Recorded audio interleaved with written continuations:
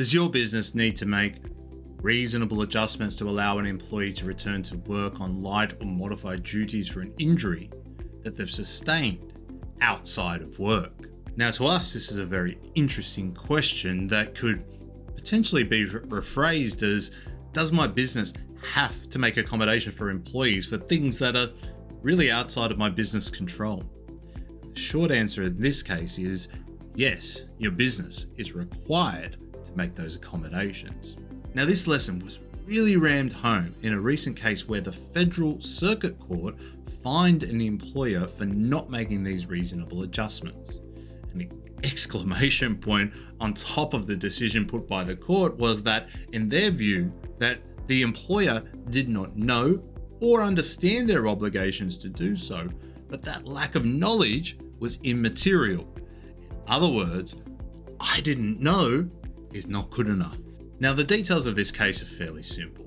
The employee was a mechanic and injured his wrist whilst out walking his dog and had absolutely nothing to do with work.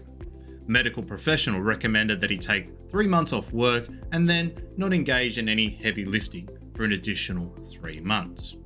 Now, instead of accommodating this request, the employer insisted that they require the employee to return to pre-injury duties prior to coming back to work in any capacity. In other words, they didn't provide for light or restricted duties. Now, you might be thinking, why should an employer have to bear the cost of a worker who cannot carry out the duties for which they were hired for 3 months at no fault of the business?